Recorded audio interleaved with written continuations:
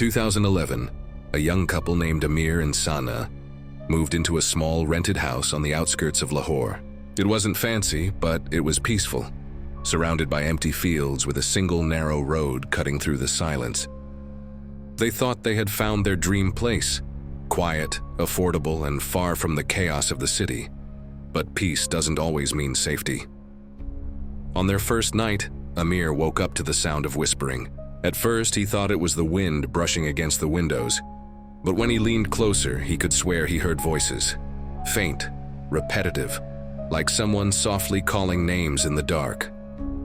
The following days were normal enough, but every night the whispers returned, sometimes from the walls, sometimes from the ceiling. Sana began to have nightmares of standing in the hallway, watching a shadow move closer to her, a shadow that seemed to breathe. When they asked the landlord about it, he avoided eye contact and simply said, "Don't open the back room. It's locked for a reason."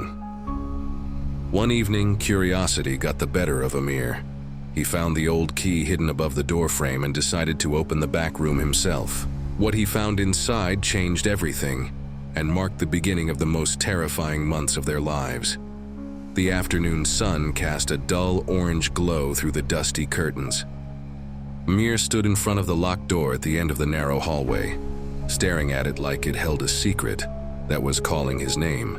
For weeks, he had ignored the whispers that seemed to echo from that part of the house, faint, rhythmic, and always after midnight.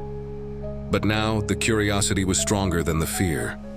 He found the key exactly where the landlord had warned him not to look, taped behind the top frame of the door. His heart pounded as he slid it into the rusted lock. The click echoed like thunder in the silence.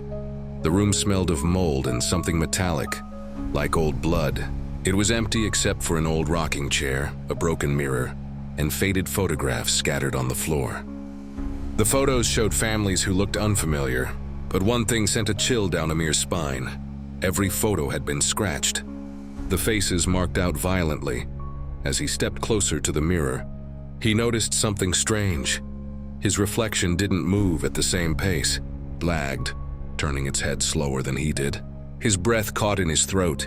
Suddenly, the rocking chair creaked, moving gently on its own. Amir stumbled back, slamming the door shut. He locked it again, throwing the key far down the hallway. When Sana asked what he saw, he simply said, "Nothing. It's just old." But that night, the whispers were louder, and for the first time, they said his name. That night, Amir couldn't sleep. The whispers from the locked room were back, louder, closer.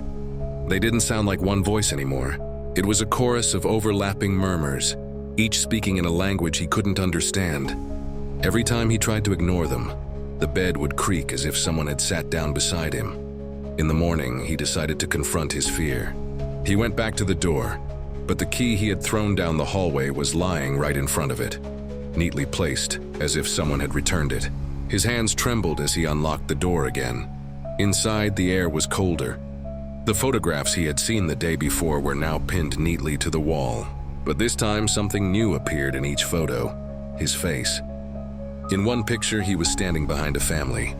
In another, he was looking through a window. He had never seen these people in his life.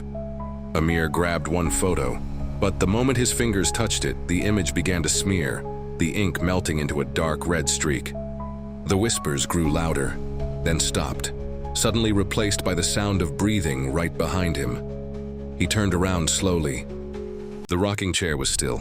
The mirror reflected only him, but his reflection smiled, a deep knowing grin that he wasn't making.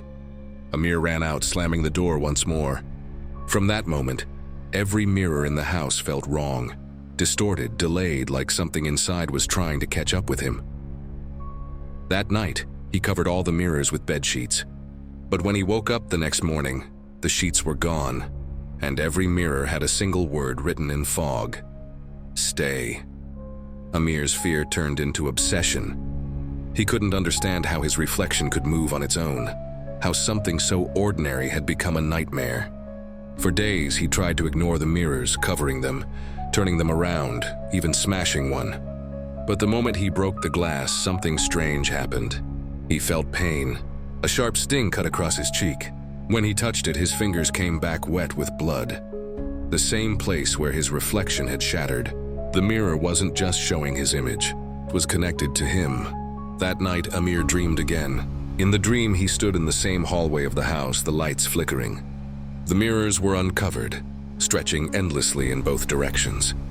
Every reflection of him was slightly wrong. Some had no eyes.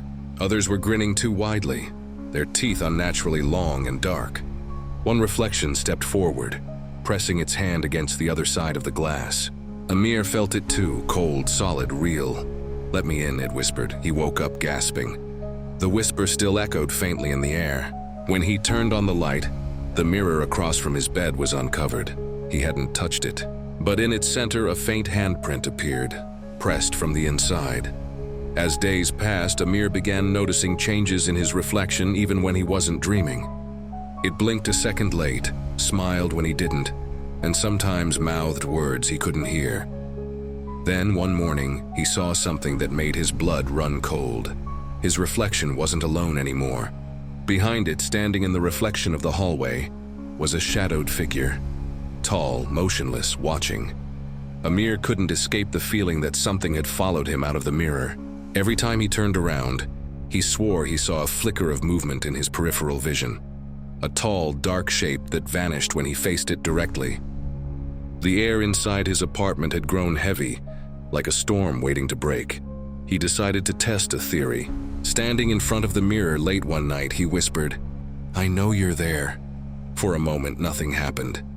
Then the lights dimmed slightly. The reflection's lips moved, but Amir hadn't spoken again. "I've always been here," it murmured, though its voice came from behind him, not the mirror. Amir spun around, heart hammering, but no one was there. When he turned back, his reflection's eyes were pitch black. The next day, Amir visited an antique store, hoping to learn more about the mirror. The shopkeeper, an old woman with trembling hands, went pale when he showed her a picture of it. "That's a prison glass," she whispered. "A vessel. The mirrors were made not to reflect, but to contain." Her words struck him like ice. "Contain what?" She didn't answer. Instead, she handed him a small pouch of salt and a note with instructions. A cleansing ritual. "Do not look into it while performing this," she warned. "If it looks back, it's already too late." That night, Amir followed her directions.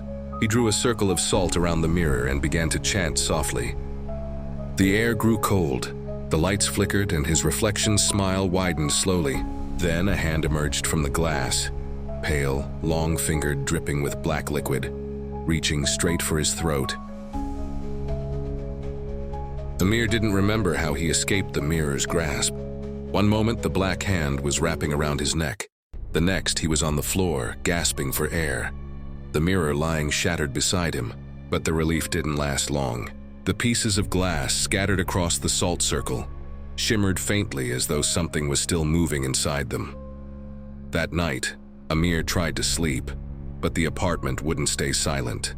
From behind the walls came a faint scratching, followed by a whisper that slithered through the air like smoke. "Amir." He bolted upright, eyes darting toward the sound. "Who's there?" The whisper grew louder, echoing from the vents and cracks. It sounded like his own voice, distorted as if someone were mocking him from the other side. Then came another whisper, deeper and colder. "You broke the seal. Now we're free." The room began to shake. The lights flickered, revealing faces, dozens of them, pressing out from within the walls, their mouths silently screaming. Amir stumbled back, his heart pounding. The air was thick with the scent of dust and rot. In a panic, he grabbed the note the old woman had given him and reread it under the trembling light. Scrawled at the bottom, in a line he hadn't noticed before, were 4 words. "Do not break glass." Tears welled in his eyes as he realized what he'd done. The mirror hadn't just contained one thing, it had trapped many. And now every dark reflection, every twisted echo was loose inside his home. He pressed his ear to the wall. From within, something whispered back, "Come closer, Amir, we want to see your face." Amir couldn't stay in that room another second. The whispering had turned into low murmurs that seemed to crawl beneath his skin. Grabbing his phone and flashlight, he rushed into the hallway. But as soon as he stepped outside, the corridor stretched unnaturally, far longer than it should have been. The flickering ceiling lights hummed, casting uneasy shadows that seemed to breathe. Halfway down the hall, Amir heard footsteps behind him. Slow, deliberate. He spun around. Nothing. Just the cracked paint and flickering light. Then came a scraping sound. Nails dragging along the walls. His phone's flashlight trembled in his shaking hands as he pointed it toward the sound. Something was there.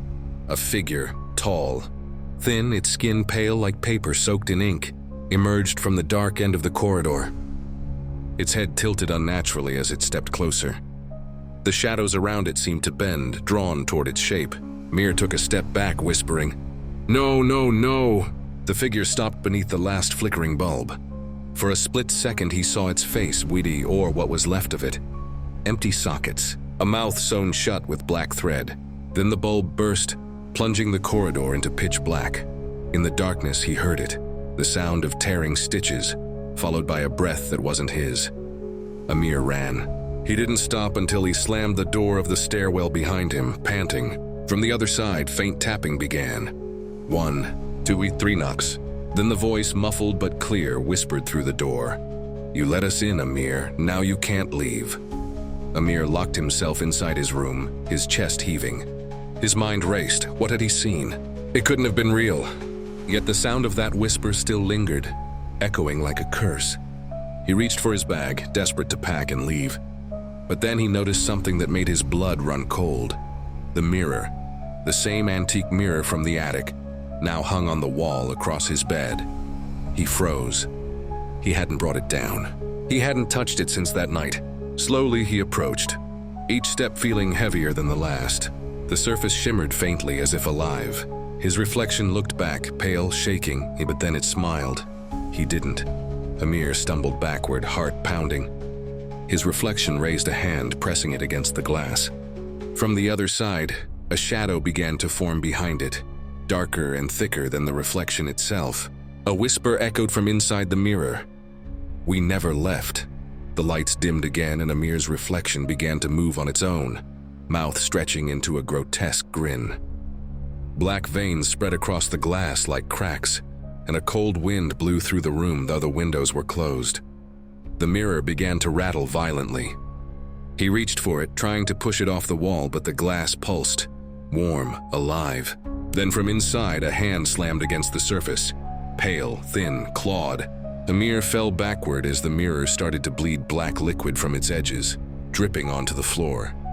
The reflection leaned forward until its face pressed against the glass, whispering his name, Amir, and smiled wider.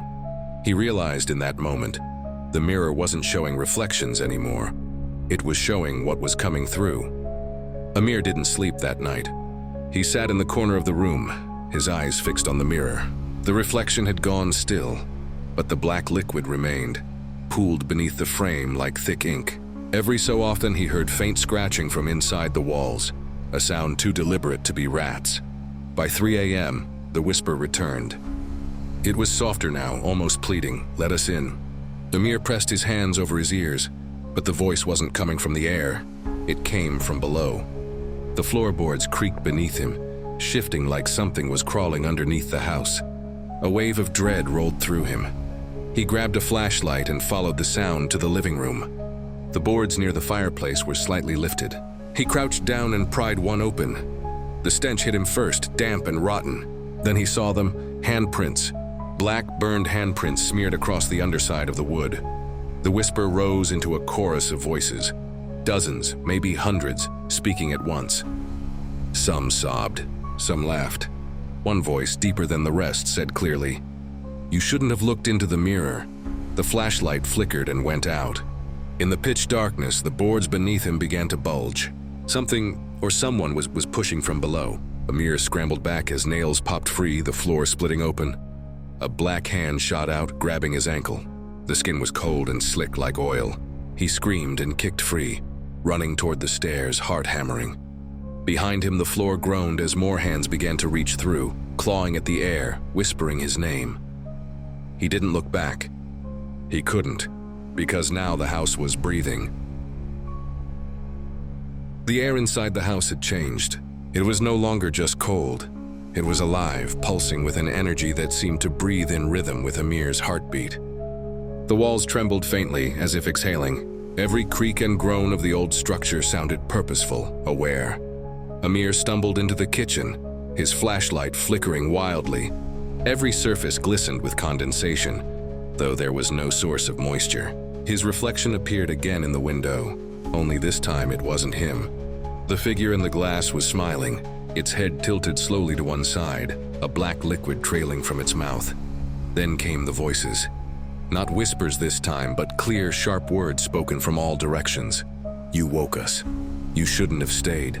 You belong to us now."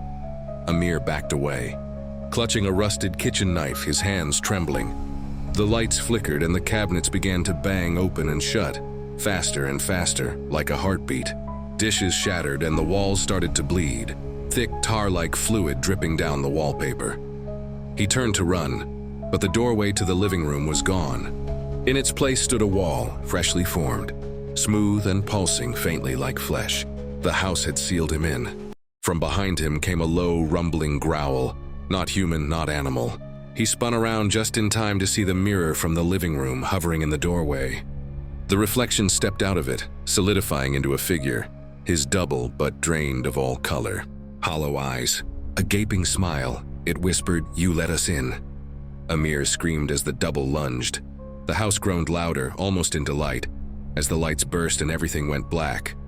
The house had awakened, and it was hungry. The world had gone silent. Amir's screams were swallowed by the thick darkness that blanketed the house.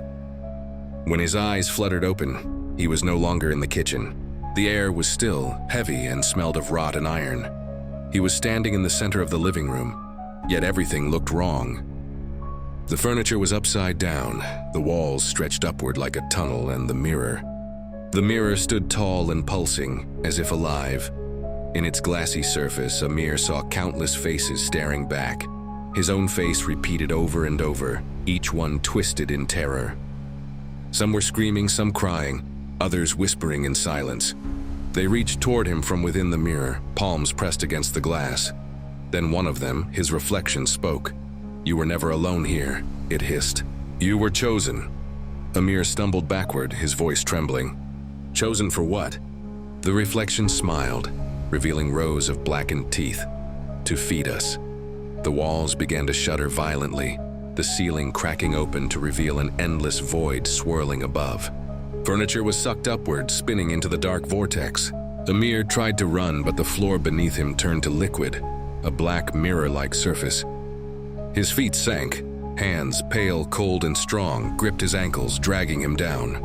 He screamed as his reflection reached out one final time, its eyes now glowing white. "You're part of us now," it whispered. "Forever." The black liquid swallowed him whole. The room fell silent once again. The mirror's surface rippled, then stilled. In its reflection, the living room looked perfectly normal, tidy, peaceful, untouched. But if one looked closely, deep within the glass, Amir's face was there, silent, eyes wide, begging to be freed. The house waited quietly for the next visitor to come home.